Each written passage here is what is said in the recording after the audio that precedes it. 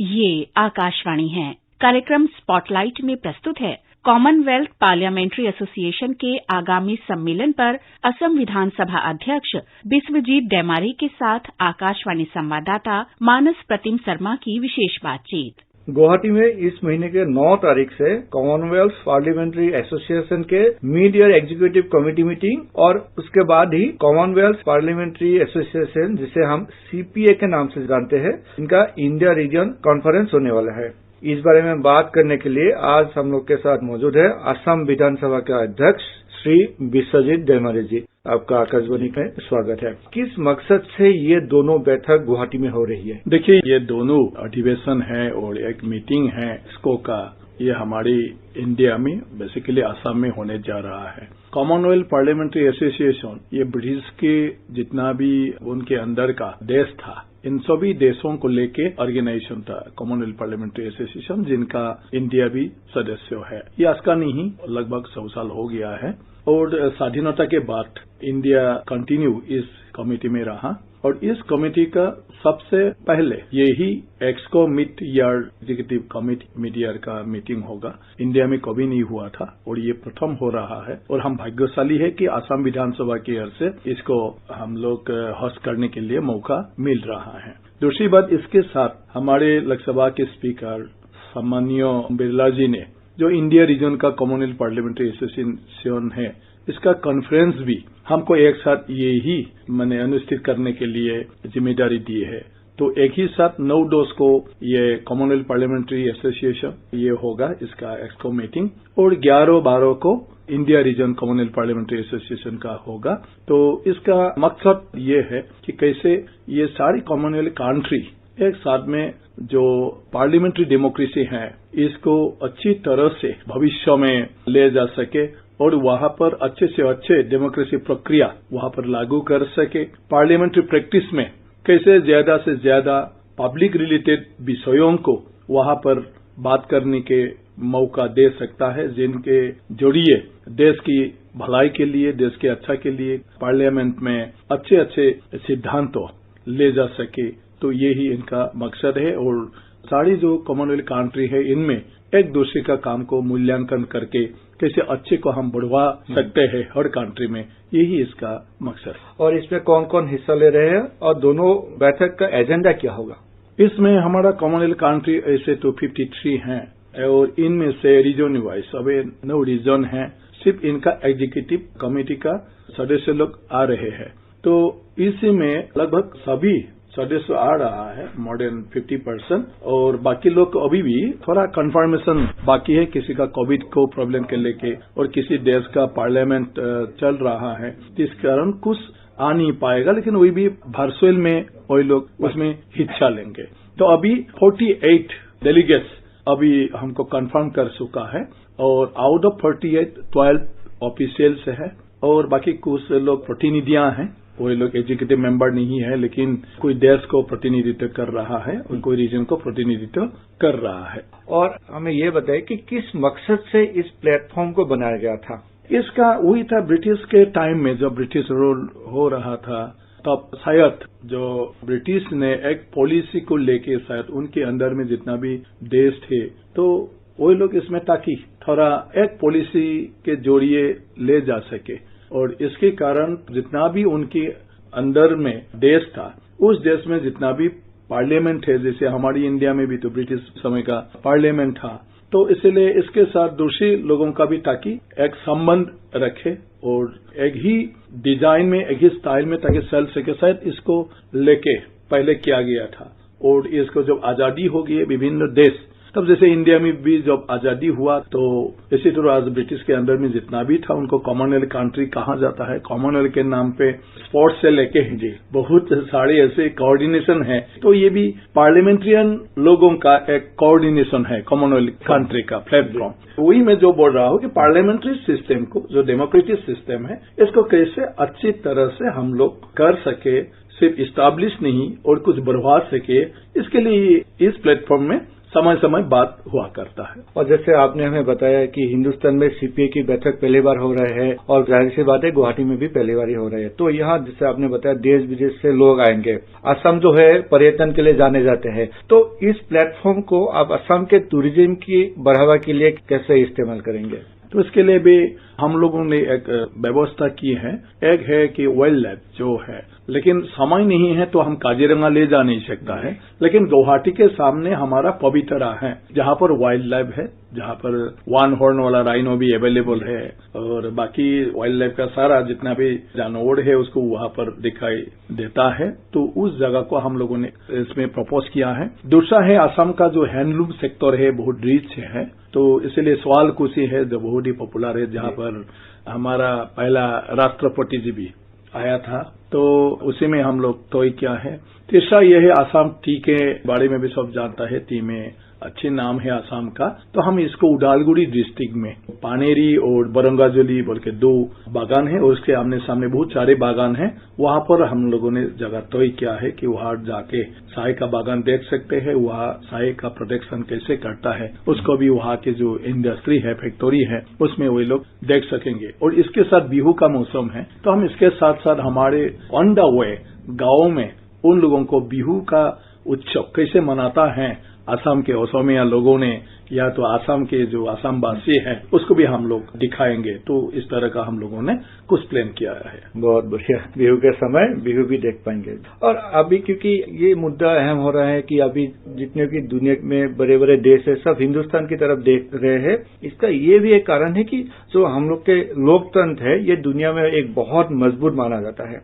तो आपको क्या लगता है कि इस दोनों बैठक के बाद इस बात को भी जरूर और बल मिलेगा? मैं तो सोचता हूं, मैं विश्वास रखता हूं, ऐसे जब बातें चलता है तब ये बात भी निकालते हैं और सब लोग जानने के लिए इच्छुक है कि इंडिया कैसे इतना फ्रीडम देकर सभी लोगों को कैसे संभालते हैं, तो उसको लोग जानने के लिए बहुत उत्सुकता है। तो यहाँ पर इस मीटिंग होने के बाद जरूर उन लोगों ने यहाँ आके यहाँ की जो गणतांत्रिक प्रक्रिया है इस विषय पर बहुत सारी बातें जानने को मिलेगा।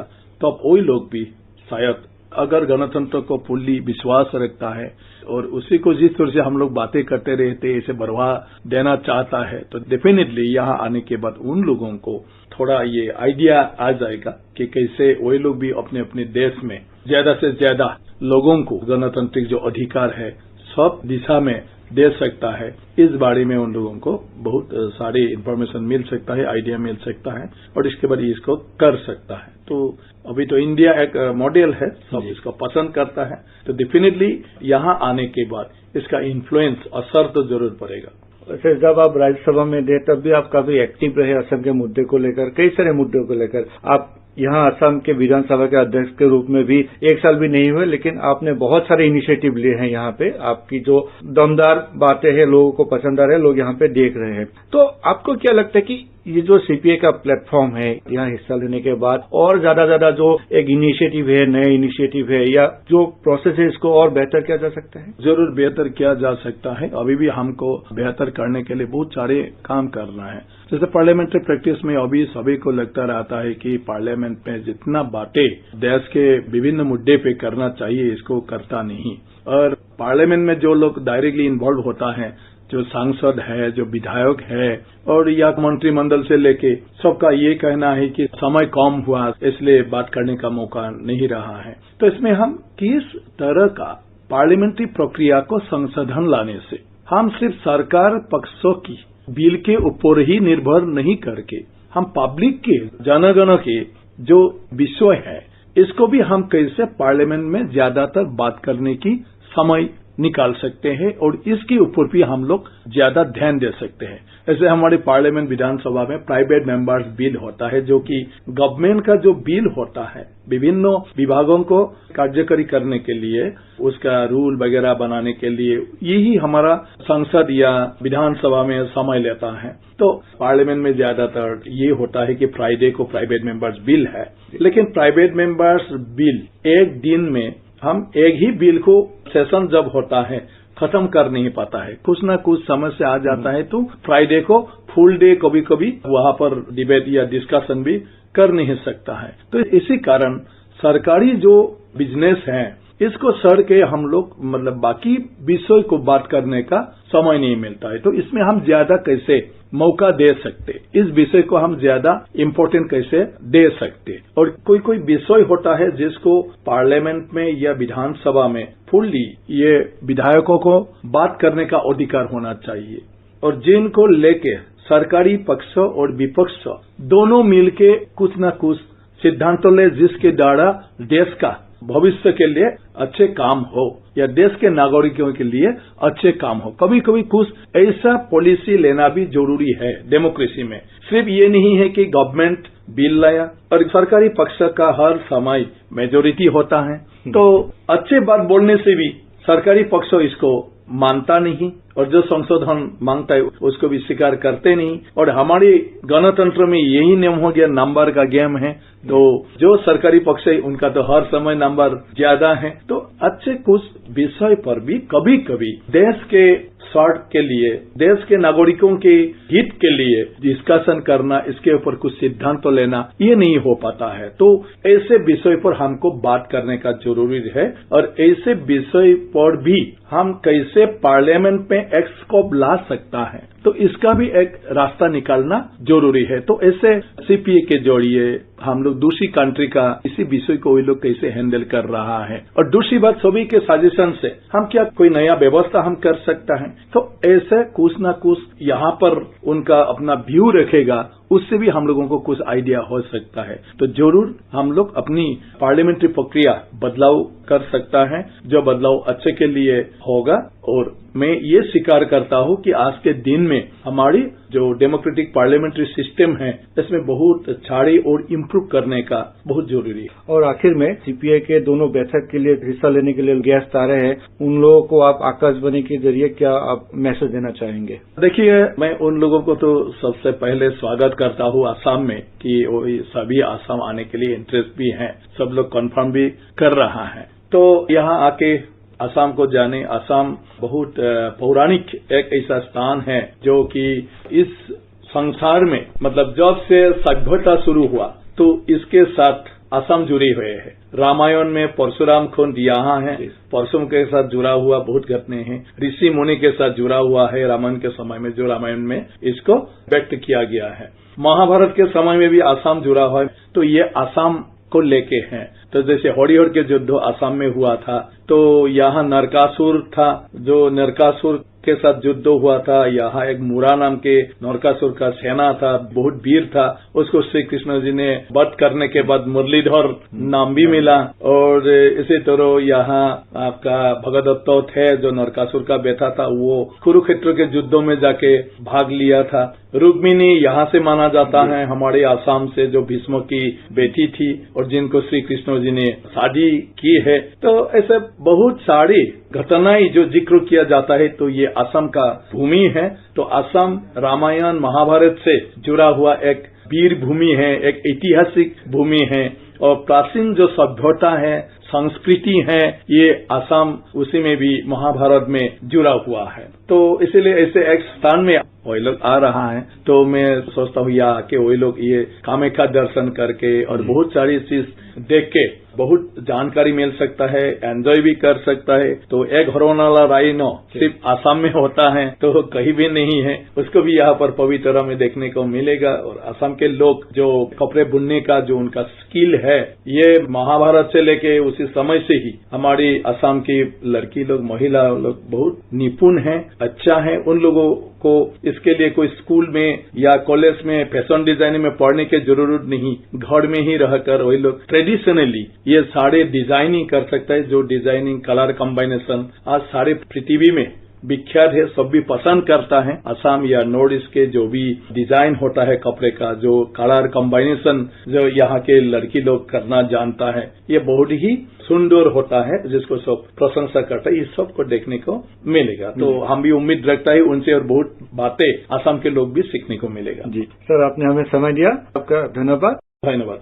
अभी आप सुन रहे थे कॉमनवेल्थ पार्लियामेंट्री एसोसिएशन के आगामी सम्मेलन पर असम विधानसभा अध्यक्ष बिस्वजीत डैमारी के साथ आकाशवाणी संवाददाता मानस प्रतिम शर्मा की विशेष बातचीत।